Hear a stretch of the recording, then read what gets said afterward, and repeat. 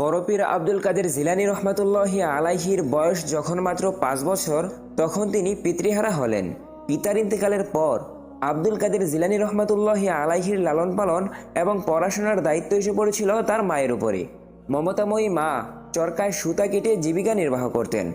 আব্দুল কাদের জিলানী রহমাতুল্লাহি আলাইহির পরিবারে এমন অনেক দিন কেটে গেছে যে মাতা ও পুত্রকে কখনো কখনো অনাহারে দিন কাটাতে হয়েছে। যেদিন তাদের ঘরে খাবার মতো কিছু না থাকত, তখন আব্দুল কাদের জিলানী রহমাতুল্লাহি আলাইহির মা বলতেন, হে আমার পুত্র, আজ আমরা আল্লাহ তাআলার মেহমান। খুব অল্প বয়সেই হজরত আব্দুল কাদের জিলানী রহমাতুল্লাহি আলাইহির অলৌকিক ঘটনা ঘটতে শুরু করেছিল। একদা হজরত আব্দুল কাদের জিলানী রহমাতুল্লাহি আলাই বন্ধুদের সাথে মাঠে খেলা করছিলেন। হঠাৎ তিনি একটা অলৌকিক আওয়াজ শুনতে পেলেন। কে যেন বলছিল, হে বরকতময় সত্তা, আমার কাছে এসো। এইরকম আওয়াজ শুনে আব্দুল কাদের জিলানী রহমাতুল্লাহি আলাইহি অনেকটা অবাক হয়ে এদিক সেদিক তাকিয়ে খুঁজতে লাগলেন কণ্ঠটি কার বা কোথা থেকে আসছে। কিন্তু তিনি আশেপাশে কোনো লোককে দেখতে পাচ্ছিলেন না। তাই তিনি অনেকটা ভয় পেয়ে দৌড়ে মায়ের কাছে চলে গেলেন। এরকম আরও বহু ঘটনা হজরত আব্দুল কাদের জিলানী রহমাতুল্লাহি আলাইহির জীবনে ঘটেছে, যা থেকে কিছু ঘটনা আজ আমি আপনাদের সামনে তুলে ধরব। একদা বড় পীর আব্দুল কাদের জিলানী রহমাতুল্লাহি আলাইহি নিদ্রামগ্ন হয়ে শুয়েছিলেন। এমন সময় তিনি ঘুমের ঘরে স্বপ্ন দেখলেন, একজন উজ্জ্বল জ্যোতিময়ী স্বর্গীয় ফেরেশতা তার শিয়রের নিকট এসে অত্যন্ত কোমল সুরে বলছে, হে আল্লাহর মনোনীত আব্দুল কাদের, ওঠো, আর নিদ্রাচ্ছন্ন হয়ে পড়ে থেকো না। শোকসজ্জার কুলে ঢলে পড়ার জন্য এই পৃথিবীতে তোমাকে পাঠানো হয়নি। তোমার কর্তব্য এবং দায়িত্ব সুদূর প্রসারী। মোহগ্রস্ত ও নিদ্রাচ্ছন্ন জনগণকে নিদ্রার মোহ থেকে মুক্তি করার জন্যই এই পৃথিবীতে তোমার আবির্ভাব ঘটেছে। হজরত আব্দুল কাদের জিলানী রহমাতুল্লাহি আলাইহির বাল্য শিক্ষার হাতেখড়ি হয়েছিল তার জ্ঞানবান পিতা এবং গুণবতী মায়ের মাধ্যমে। তিনি তার পিতার মাধ্যমে প্রাথমিক স্তরের শিক্ষাসমূহ গৃহে বসে সম্পূর্ণ করেছিলেন। সর্বপ্রথম তিনি পবিত্র কোরআন শরীফ পাঠ করতে শুরু করলেন এবং সম্পূর্ণ কোরআন তিনি মুখস্থ করতে লাগলেন। গৃহশিক্ষার বাইরে তিনি জিলাননগরের মক্তবে বিদ্যাশিক্ষা করেছেন। একদা তিনি মক্তবে উপস্থিত হলে সেখানে বসার জন্য কোনো স্থান ছিল না। এমন সময় অদৃশ্য থেকে একটি আওয়াজ ভেসে আসলো, হে শিক্ষার্থীরা, এই বালকের জন্য তোমরা একটু স্থান করে দাও যাতে সে বসতে পারে। কিন্তু সেখানে উপস্থিতি কেউই সেই আওয়াজের দিকে তেমন কোনো লক্ষ্য দেয়নি। পরিশেষে আবার গভীর কণ্ঠে সেই বাণী ঘোষিত হলো, হে শিক্ষার্থীগণ, তোমরা কি দেখতে পাচ্ছ না যে আল্লাহর প্রিয় ওলি এখানে দাঁড়িয়ে আছে? তোমরা ওঠো, তাকে বসার স্থান করে দাও। বিলম্ব করে সময় অপচয় করো না। এই অদৃশ্য বাণী ছাত্র শিক্ষক সকলের কানে ভীষণভাবে আঘাত করেছিল। এই আওয়াজ শুনে সকলেই একেবারে হতভম্ব হয়ে গেল। অতঃপর তারা বড় পীর আব্দুল কাদের জিলানী রহমাতুল্লাহি আলাইহিকে বসার জন্য স্থান প্রদান করল। তার প্রচণ্ড জ্ঞানশক্তি এবং আল্লাহ প্রদত্ত প্রজ্ঞার ফলে বাল্যকালেই তিনি অসাধারণ পাণ্ডিত্য অর্জন করতে সক্ষম হয়েছিলেন। কোনো এক জিলহজ মাসের 9ম দিবসের ঘটনা। হজরত আব্দুল কাদের জিলানী রহমাতুল্লাহি আলাইহি শহর ছেড়ে গ্রামের দিকে চলে গেলেন। গ্রামের মাঠে তিনি একটি গাভী দেখতে পেলেন। যখন তিনি ওই গাভীর কাছে গিয়ে গাভীর গায়ে হাত দিল, তখন গাভীটি তার দিকে তাকালো এবং বলতে থাকলো, হে হজরত আব্দুল কাদের, আল্লাহ পাক তোমাকে কৃষিকাজের জন্য সৃষ্টি করেননি, কিংবা জীবিকা উপার্জনের হুকুমও তোমাকে দেওয়া হয়নি। গাভীর মুখে এমন কথা শুনতে পেয়ে তিনি ভীত সন্ত্রস্ত অবস্থায় বাড়ি ফিরে এলেন এবং মনের উদ্বেগে ঘরের ছাদে বসে নানান রকমের কথা ভাবছিলেন। এমন সময় তিনি দেখতে পেলেন মক্কা শরীফ পর্যন্ত সমস্ত এলাকা তার সামনে উন্মুক্ত করে দেওয়া হয়েছে। চোখের সামনে তিনি আল্লাহ পাকের ঘর দেখতে পাচ্ছিলেন। তিনি এও দেখতে পাচ্ছিলেন যে আরাফাতের ময়দানে হাজী সাহেবরা অবস্থান করছেন। তিনি গায়বী ইঙ্গিতের মর্ম বুঝতে পেরে তিনি তার মাকে উচ্চ শিক্ষার উদ্দেশ্যে বাগদাদ গমনের ইচ্ছা জানালেন। তখন উনার মা বললেন, হে আমার পুত্র, এটা খুবই ভালো সিদ্ধান্ত। অতঃপর আব্দুল কাদের জিলানী রহমাতুল্লাহি আলাইহির মা নিষ্ঠচিত্তে অনুমতি দিয়ে তারপর থেকে তার পথেও প্রস্তুতিতে লেগে গেলেন। যেদিন তিনি বাগদাদের উদ্দেশ্যে রওনা দিবেন, সেদিন আব্দুল কাদের জিলানী রহমাতুল্লাহি আলাইহির মা জামার ভেতরে 40টি স্বর্ণ মুদ্রা সেলাই করে দিয়ে বললেন, হে আমার পুত্র, আল্লাহর নাম নিয়ে রওনা হও। হে আমার পুত্র, শোনো, সদা সর্বদা সত্য কথা বলবে, সততা এবং বিশ্বস্ততার আদর্শে নিজেকে শক্তরূপে ধারণ করবে।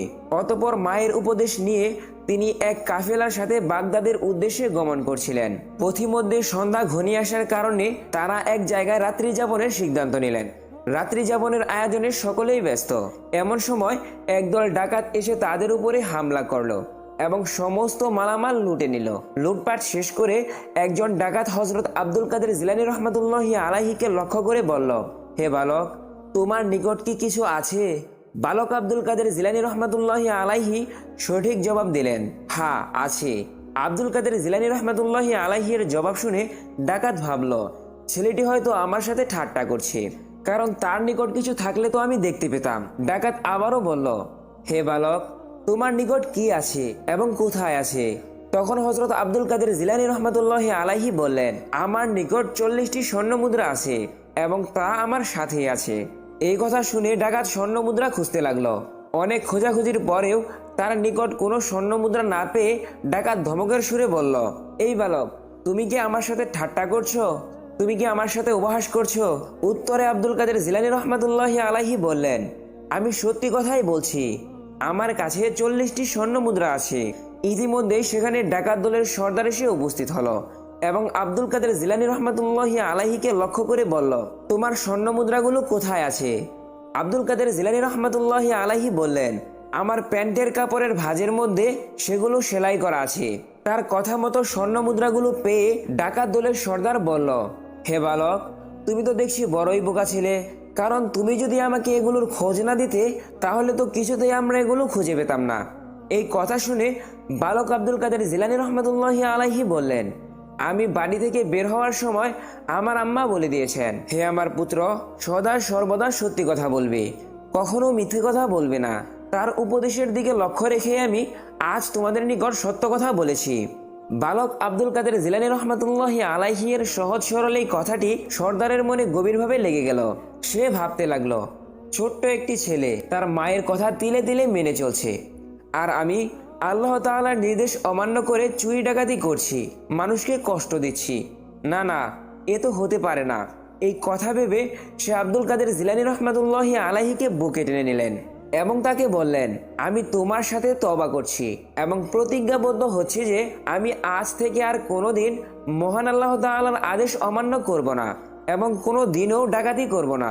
সর্দারের এই কথাগুলো শুনে অন্যান্য ডাকাতদের মনের অবস্থারও পরিবর্তন হয়ে গেল। তারাও বলতে লাগলো, হে সর্দার, এতদিন যেমন অন্যায় ও খারাপ কাজে আপনি আমাদের সর্দার ছিলেন, এখন থেকে সৎ কাজের ব্যাপারেও আপনি আমাদের সর্দার থাকবেন।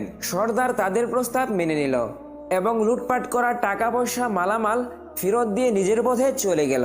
বলা হয় যে সেই ডাকাত পরবর্তী সময়ে আল্লাহ তাআলার একজন বড় ওলিতে পরিণত হয়েছিল।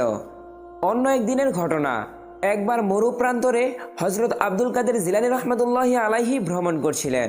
তখন উনার ইবাদত বন্দিগি এবং ধ্যান সাধনার এক বিশেষ মুহূর্তে অদৃশ্য থেকে আওয়াজ এলো, হে আব্দুল কাদের, আমি তোমার প্রতি সন্তুষ্ট। প্রখর সাধনার মাধ্যমে তুমি আজ এমন পর্যায়ে উপনীত হয়েছে যে আমি তোমার প্রতি সন্তুষ্ট হয়ে গেছি। অতএব এখন থেকে শরীয়তের কোনো বিধান তোমার উপর বাধ্যতামূলক নয়। তুমি ইবাদত করো বা না করো তাতে কিছুই আসে যায় না। যে কোনো ধরনের কাজে তুমি এখন থেকে স্বাধীন। এই ধরনের কথা শুনে হযরত আব্দুল কাদের জিলানী রহমাতুল্লাহি আলাইহি খুব দৃঢ়তার সাথে লা হাওলা ওয়ালা কুওয়াতা ইল্লা বিল্লাহ পাঠ করলেন। তখন অদৃশ্য আওয়াজটা বন্ধ হয়ে গেল। অতঃপর আব্দুল কাদের জিলানী রহমাতুল্লাহি আলাইহি বললেন, হে অভিশপ্ত শয়তান, তোর কুমন্ত্রণা থেকে আমি আল্লাহ তাআলার আশ্রয় প্রার্থনা করছি। তোর এই প্রস্তাব শুনে আমি বুঝতে পেরেছি যে এটা তোর ভয়াবহ একটা কৌশল। আমাকে পথভ্রষ্ট করার এটা তোর একটি কঠিন চক্রান্ত। কেননা পবিত্র কুরআনে আছে, আল্লাহ কোনো মানব সন্তানের সাথে সরাসরি কথা বলেন না। তাছাড়া সাধনার কোনো পর্যায়ে ইবাদত বন্দিগির দায়িত্ব কারো উপর থেকে তুলে নেওয়া হয় না। শরীয়ত অমান্য করার নির্দেশ আল্লাহ পাক কখনো কোনো ব্যক্তিকে দেন না। তোর আওয়াজ শোনা মাত্রই আমি বুঝতে পেরেছি যে এমন বাণী আল্লাহর পক্ষ থেকে আসতে পারে না। এটা নিশ্চয়ই শয়তানের কোনো কৌশল। এই কথা শোনার পর শয়তান বলে উঠল, হে আব্দুল কাদের, এই ধরনের কথা বলে আমি এর আগে এই প্রান্তরের অন্তত 27 জন সাধকের সর্বনাশ করেছি। হে এ যুগের শ্রেষ্ঠ ওলি, আজ আপনি নিজের জ্ঞান ও প্রজ্ঞা দ্বারা এবং উচ্চ মর্যাদার সাধনার ফলেই রক্ষা পেয়ে গেলেন। শয়তানের এই কথা শুনে হযরত আব্দুল কাদের জিলানী রহমাতুল্লাহি আলাইহি আবারও বলে উঠলেন, লা হাওলা ওয়ালা কুওয়াতা ইল্লা বিল্লাহ, অর্থাৎ আল্লাহর খাস রহমত ছাড়া যুদ্ধপতারক শয়তান থেকে বেঁচে থাকার কোনো শক্তি এবং ক্ষমতা কারো নেই। শয়তানের চক্রান্ত থেকে রক্ষা পাওয়ার দোয়া আল্লাহর নবী হযরত মুহাম্মদ সাল্লাল্লাহু আলাইহি ওয়াসাল্লাম আমাদেরকে শিক্ষা দিয়েছেন। হযরত আব্দুল কাদের জিলানী রহমাতুল্লাহি আলাইহি এই দোয়াটি পড়তে লাগলেন।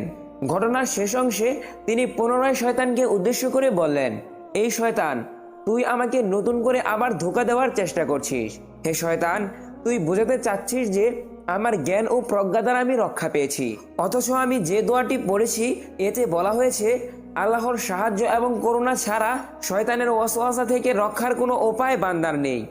আব্দুল কাদের জিলানী রহমাতুল্লাহি আলাইহির এই কথা শুনে শয়তান আবারও বলে উঠল, সত্যি আপনি আল্লাহর প্রকৃত খাস বান্দা, কোনোভাবেই আমি আপনাকে খোদা বিমুখ করতে পারলাম না। এই কথা বলে এবং শয়তান ব্যর্থ হয়ে দূরে সরে গেল।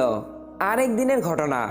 একদা বড় পীর আব্দুল কাদের জিলানী রহমাতুল্লাহি আলাইহির সময়ে বাগদাদ শহরে একজন সুন্দরী অবিবাহিত স্ত্রীলোক বাস করত। সে এতটাই সুন্দরী এবং রূপবতী ছিল যে তার রূপের সংবাদ বাগদাদ শহরের ঘরে ঘরে পৌঁছে গিয়েছিল। তার রূপের জ্যোতিতে অনেক যুবকের রাতের ঘুম হারাম হয়ে যেত। ওই শহরে একজন যুবক ছিল। সে ওই যুবতী নারীকে খুবই পছন্দ করত এবং সব সময় তাকে কাছে পাওয়ার আকাঙ্ক্ষা করত। কিন্তু সেই নারী সব সময় এমন সংযম ভাবে চলাফেরা করত যে কোনো পুরুষের পক্ষে যেন তাকে লাঞ্ছিত করার কোনো সুযোগ না থাকে। আর সেই যুবতী মহিলাটি ছিল বড় পীর আব্দুল কাদের জিলানী রহমাতুল্লাহি আলাইহির একজন মুরিদ। সে সবসময় আল্লাহ তাআলার ইবাদতে মশগুল থাকতেন। একদা বাগদাদ শহরের এক লম্পট যুবক সেই সুন্দরী মেয়েটির পিছু নিল এবং তাকে উপভোগ করার জন্য অস্থির হয়ে উঠল। সে সবসময় মেয়েটির বাড়ির আশেপাশে ঘুরে বেড়াতো। চরিত্রহীন এই যুবক সুযোগের সন্ধান করতে থাকলো আর সতর্কতার সাথে সময় অতিবাহিত করতে লাগলো। একদিন তার সেই সুযোগ এসে গেল। কোনো একদিন সেই যুবতী মেয়েটি খুব প্রয়োজনীয় কাজে ঘর থেকে বের হয়ে জঙ্গলের পাশে রাস্তা দিয়ে যাচ্ছিল। তখন সেই চরিত্রহীন যুবক পূর্বেই সেই যুবতীর বের হওয়ার সংবাদ জানতে পেরে পথের পাশে একটি নির্জন গর্তে লুকিয়েছিল। সেই যুবকটি মনে মনে ভাবতে লাগলো, আজ তাকে বাধা দেওয়ার কেউ নেই, সে এই নির্জন স্থানে তার বাসনা পূর্ণ করবে।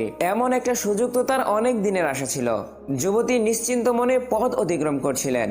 তার মধ্যে কোনো দুশ্চিন্তা ছিল না।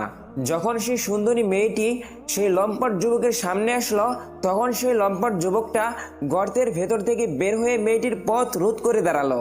লম্পটের এমন খারাপ উদ্দেশ্য দেখে যুবতী বুঝতে পারলো যে তার সামনে মহাবিপদ এসে উপস্থিত। তাই সে মেয়েটি নিজেকে বাঁচানোর জন্য চারিদিকে তাকিয়ে লক্ষ্য করতে থাকলো যে কোথাও কোনো জনমানবের চিহ্ন আছে কিনা, কেননা সে বুঝতে পারছিল যে নির্জন প্রান্তরে চিৎকার করেও কোনো লাভ হবে না। মহিলাটি ইতিমধ্যেই তার সতীত্ব রক্ষা করার উপায় না দেখে মহান আল্লাহর উদ্দেশ্যে বলতে লাগলো, হে আমার মাবুদ, আমি এক মহা বিপদে এসে পতিত হয়েছি, আপনি আমার সতীত্ব রক্ষা করার ব্যাপারে সাহায্য করুন। হে আমার মাবুদ, আমার সতীত্ব নষ্ট হলে কাল কিয়ামতের দিন আমি কিভাবে আপনার সামনে মুখ দেখাবো? আপনি আমাকে এই মহাবিপদ থেকে রক্ষা করুন। এমন সময় বড় পীর আব্দুল কাদের জিলানী রহমাতুল্লাহি আলাইহি ওযু করছিলেন। আল্লাহর কি কুদরত! বিপদগ্রস্ত যুবতীর আহ্বান তিনি অলৌকিকভাবে শুনতে পেয়ে গেলেন।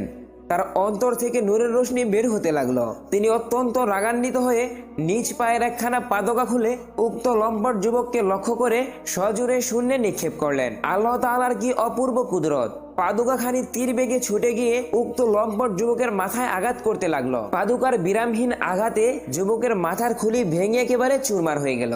অতঃপর যুবকটি ওইখানেই মৃত্যুবরণ করলো। হঠাৎ এমন অভাবনীয় কাণ্ড দেখে যুবতী মেয়েটি অবাক হয়ে গেল। সে বুঝতে পারলো যে তার মনের ডাকে মহান আল্লাহ তাআলা সাড়া দিয়েছেন। সেই যুবতী তখন অতি যত্নে পাদুকাখানি হাতে তুলে নিলেন এবং যুবতীটি বুঝতে পারলেন যে এই পাদুকাটি বড় পীর আব্দুল কাদের জিলানী রহমাতুল্লাহি আলাইহির। অতঃপর সে নারী বড় পীর আব্দুল কাদের জিলানী রহমাতুল্লাহি আলাইহির দরবারে গিয়ে উপস্থিত হলেন এবং সমস্ত ঘটনা খুলে বললেন। এই ঘটনার পর সেই নারী আরো গভীর বিশ্বাস ও একাগ্রতার সাথে মহান আল্লাহ তাআলার ইবাদত বন্দেগী করতে লাগলো এবং মহান আল্লাহ রাব্বুল আলামিনের আইন কানুন সম্পূর্ণরূপে পালন করতে প্রতিজ্ঞাবদ্ধ হলো। এমনই আরো একটি ঘটনা। একদা বড় পীর আব্দুল কাদের জিলানী রহমাতুল্লাহি আলাইহি নদীর কিনারা দিয়ে হাঁটছিলেন। হঠাৎ সেখানে তিনি দেখলেন গ্রামের মহিলারা পানির জন্য এবং প্রয়োজনীয় ধোয়া মোছার জন্য নদীর ঘাটে সমবেত হয়েছে। তাদের কেউ কলসিতে পানি ভরছে, আর কেউ ভরা কলসি নিয়ে বাড়ির দিকে যাচ্ছে, আবার কেউ নদীর পাড়ে দাঁড়িয়ে আছে।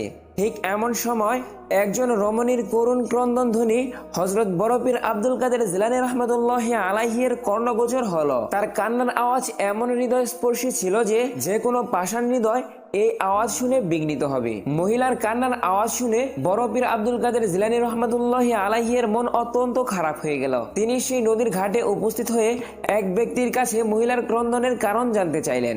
তখন সেই ব্যক্তি হযরত বড় পীর আব্দুল কাদের জিলানী রহমাতুল্লাহি আলাইহি এর কাছে ওই মহিলার কান্নার কারণ সবিস্তারে বর্ণনা করল। লোকটি বলল, হুজুর, এই মহিলার পুত্রর সুখ হযরত ইয়াকুব আলাইহিস সালামের থেকেও হৃদয় বিদারক। এই মহিলাটির একটি মাত্র ছেলে ছিল। সেই ছেলেটির বিবাহের বয়স হলে তিনি তাকে বিবাহ দিয়ে একটি সুন্দর বধূ তার ঘরে আনার জন্য বেকুল হয়ে পড়েছিলেন। কিছুদিন পর এই নদীর অপর পারে একটি সুন্দর কন্যার সাথে তার ছেলের বিবাহ ঠিক হলো। তারা কন্যাকে আনার জন্য নৌকা দিয়ে নদীর ওপারে গিয়েছিল। পরদিন খুব আমোদ প্রমোদের সাথে বাড়ির উদ্দেশ্যে রওনা হলো। নৌকা চলতে চলতে এক পর্যায়ে মাঝ নদীতে আসার পর আকাশে এক টুকরো কালো মেঘ দেখা গেল। দেখতে দেখতে সমস্ত আকাশ মেঘে ঢেকে গেল। নৌকার বরযাত্রীগণ সকলেই ভয়ে আতঙ্কগ্রস্ত হলো। তারা নৌকার পাল নামিয়ে নিরাপদ আশ্রয় খুঁজতে লাগলো, কিন্তু নদীতে নিরাপদ স্থান কোথায়? হঠাৎ চোখের পলকেই সু সু শব্দ করে দমকা বাতাস এসে নৌকাটিকে কাত করে ফেলে দেওয়ার উপক্রম হলো। নৌকার মাঝি ও যাত্রীরা আল্লাহ আল্লাহ বলে হইচই আরম্ভ করে দিল। নৌকাটি অতি কষ্টে তীরের প্রায় নিকটবর্তী এসে পৌঁছালো। এমন সময় ভীষণ বেগে প্রচন্ড তুফান এসে নৌকাটিকে উল্টো করে ফেললো। মুহূর্তের মধ্যে বরযাত্রী সহ নৌকাখানা পানিতে তলিয়ে গেল। বরযাত্রীদের এই শোচনীয় বিপদে গ্রামের মধ্যে সুখের রুল পড়ে গেল।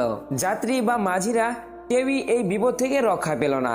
সকলের শরীরই সমাধি লাভ করলো।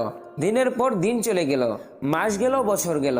নদীতে নিমজ্জিতদের আত্মীয় স্বজন ধীরে ধীরে তাদের কথা ভুলতে লাগলো, কিন্তু এই মহিলাটি তার একমাত্র পুত্র ও পুত্রবধূর কথা আজও ভুলতে পারেনি। সে নদীর তীরে এসে নদীর দিকে তাকিয়ে এইভাবে কান্না করে চলেছে। বৃদ্ধার এই মর্মান্তিক শোকের কাহিনী শুনে বড় পীর আব্দুল কাদের জিলানী রহমাতুল্লাহি আলাইহি এই ব্যথা সহ্য করতে না পেরে লোকদেরকে বললেন, তোমরা ওই মহিলাকে সান্ত্বনা দাও এবং বলো তার সন্তান তার কোলে ফিরে আসবে। উপস্থিত জনতা তখন তার কাছে গিয়ে তাকে সান্ত্বনা দিতে লাগলো, কিন্তু কোনো অবস্থাতেই মহিলাটির কান্না কমানো যাচ্ছিল না। লোকের সান্ত্বনা বাণী তখন তার নিকট হাস্যকর বলে মনে হলো। তখন বড় পীর আব্দুল কাদের জিলানী রহমাতুল্লাহি আলাইহি তাকে বললেন, না, আপনি আর কাঁদবেন না। ইনশাআল্লাহ আমি আপনার পুত্র ও তার সঙ্গীদেরকে ফিরিয়ে আনার চেষ্টা করছি। মহিলাটি বড় পীরের মুখে এমন কথা শুনে কিছুটা আশ্বস্ত হলো। বড় পীর আব্দুল কাদের জিলানী রহমাতুল্লাহি আলাইহি লোকজনের সমাগম থেকে নির্জন স্থানে চলে গেলেন। নির্জন স্থানে গিয়ে আল্লাহর দরবারে দুই হাত তুলে মোনাজাত করতে লাগলেন, হে বিশ্ব পালন কর্তা, হে করুণাময় অন্তর্জামিন, তোমারই ইচ্ছায় এক পলকে সকল কিছু সংগঠিত হয়ে থাকে। সবাই তোমার আয়ত্তাধীন। তুমি এই মহিলার মনের কষ্ট সবই জানো। হে আল্লাহ, তুমি আমার দোয়া কবুল করে নাও। তার পুত্র ও পুত্রবধূকে দলবল সহ পূর্বাবস্থায় ফিরিয়ে দাও। তখন অদৃশ্য থেকে একটি আওয়াজ ভেসে আসলো। কে যেন বলছে, হে আল্লাহর প্রিয় বান্দা, 12 বছর পূর্বে নদীতে ডুবে মৃত্যুবরণকারীদের এই দীর্ঘ সময় পর কিভাবে পূর্বাবস্থায় ফিরে দেওয়া যেতে পারে? তখন বড় পীর বললেন, হে দয়াময় আল্লাহ, আপনি আপনার পবিত্র কালামে পাকে ঘোষণা করেছেন, আপনি হয়ে যাও বলার সাথে সাথেই সবকিছু হয়ে যায়। আপনার পক্ষে 12 বছর পূর্বে মৃত্যুবরণকারীদেরকে জীবিত করা এমন কি কঠিন কাজ? পুনরায় ভেসে আসলো সেই দৈববাণী। কে যেন বলছেন, যাদের শরীরের হাড় মাংস বহুদিন পূর্বে জলজন্তু খেয়ে ফেলেছে তাদেরকে কিভাবে জীবিত করা যায়? তখন তিনি বললেন, হে বিশ্ব পালন কর্তা, এটা তুমি কি বলছো? তাহলে কিয়ামতের দিন তুমি কিভাবে সমগ্র সৃষ্টিজীবকে আবার জীবিত করবে এবং কিভাবে তোমার সম্মুখে উপস্থিত করবে? সেদিন মানুষকে পুনরুজ্জীবিত করে হিসাবের জন্য কিভাবে তোমার সম্মুখে হাজির করবে? মাহবুবে সুবহানীর এই কথার পর পুনরায় ভেসে আসলো সেই দৈববাণী। কে যেন বলছে, হে আব্দুল কাদের জিলানী, চেয়ে দেখো, তোমার প্রভু সকল কিছুই করতে পারেন। চোখ খুলে বড় পীর আব্দুল কাদের জিলানী রহমাতুল্লাহি আলাইহি দেখলেন নদীর ঘাটে একখানা নৌকা, ভিতরে বরবধূ এবং হাস্য কৌতুক কিছু মানুষ। তারা সকলেই ধীরে ধীরে কূলে অবতরণ করছে। 12 বছর পূর্বের অবস্থায় এবং যেই পোশাকে ছিল ঠিক সেই অবস্থায় সকলেই তীরে এসে দাঁড়ালো। আল্লাহর অপার কুদরতের খেলা দেখে সকল গ্রামবাসী নদীর তীরে এসে জড়ো হলো। যারা পূর্ববর্তী নদীর ঘাটে ছিল তারা এই অলৌকিক কেরামত দেখে নিস্তব্ধভাবে দাঁড়িয়ে রইল। পুত্র ও পুত্রবধূকে অলৌকিকভাবে ফেরত পেয়ে মহিলা আনন্দে আত্মহারা হয়ে গেল এবং বড় পীর আব্দুল কাদের জিলানী রহমাতুল্লাহি আলাইহির প্রতি শ্রদ্ধা জানিয়ে বলল, হুজুর, আপনার দোয়ায় 12 বছর পর আমি আমার পুত্র ও পুত্রবধূকে পেয়েছি। আল্লাহ আপনার মঙ্গল করুন। সুবহানাল্লাহ। প্রিয় বন্ধুরা, এই ছিল হযরত আব্দুল কাদের জিলানী রহমতুল্লাহি আলাইহির জীবন থেকে বিখ্যাত কিছু কাহিনী। ইনশাআল্লাহ পরবর্তী ভিডিওতে আমি তার জীবনের আরো অলৌকিক কেরামতি নিয়ে আপনাদের সামনে হাজির হব। আপনারা যদি ভিডিওটি দেখে শেষ পর্যন্ত এসে থাকেন তাহলে ভিডিওটি কেমন লেগেছে অবশ্যই কমেন্টে জানিয়ে দিন এবং চ্যানেলটি সাবস্ক্রাইব করে নোটিফিকেশনে অলে প্রেস করে রাখুন। ইনশাআল্লাহ দেখা হচ্ছে আগামী ভিডিওতে। আজকের মতো বিদায় নিচ্ছি। ততক্ষণ সব ভালো থাকেন, সুস্থ থাকেন। আল্লাহ হাফেজ।